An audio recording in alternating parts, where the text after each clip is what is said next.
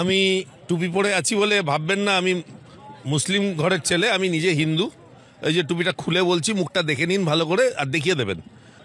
বলছেন মুসলিম বিধায়কদের ওনারা সরকারে এলে ফেলে দেবেন তুলে। আরে ভাই, বিধায়ককে তো পরে ফেলবেন, ভারতের সংবিধানকে তুলে ফেলতে হবে। কালাম সাহেব ভারতের রাষ্ট্রপতি ছিলেন, তাকে আব্দুল কালাম সাহেবকে ফেলে দিতে হবে।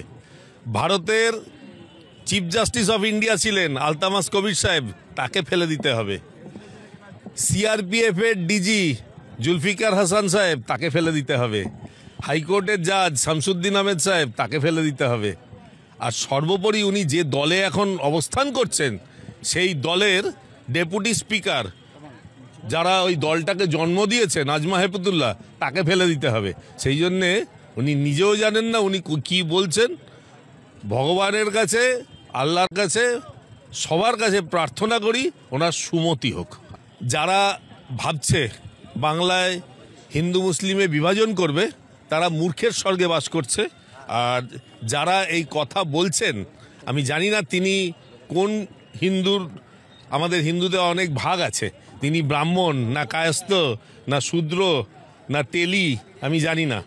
তিনি নিজেও জানেন না যে কোনো গীতায় এই শ্লোক আছে কি না। আর সবথেকে বড় কথা বলছেন মুসলিম বিধায়কদের ওনারা সরকারে এলে ফেলে দেবেন তুলে। আরে ভাই, বিধায়ককে তো পরে ফেলবেন, ভারতের সংবিধানকে তুলে ফেলতে হবে। কালাম সাহেব ভারতের রাষ্ট্রপতি ছিলেন, তাকে আব্দুল কালাম সাহেবকে ফেলে দিতে হবে। ভারতের চিফ জাস্টিস অফ ইন্ডিয়া ছিলেন আলতামাস কবির সাহেব, তাকে ফেলে দিতে হবে। সিআরপিএফ এর ডিজি জুলফিকার হাসান সাহেব, তাকে ফেলে দিতে হবে। হাইকোর্টের জাজ শামসুদ্দিন আহমেদ সাহেব, তাকে ফেলে দিতে হবে। আর সর্বোপরি উনি যে দলে এখন অবস্থান করছেন, সেই দলের ডেপুটি স্পিকার, যারা ওই দলটাকে জন্ম দিয়েছে, নাজমা হেপতুল্লাহ, তাকে ফেলে দিতে হবে। সেই জন্যে উনি নিজেও জানেন না উনি কি বলছেন। ভগবানের কাছে, আল্লাহর কাছে, সবার কাছে প্রার্থনা করি ওনার সুমতি হোক, আর কিছুই বলবো না।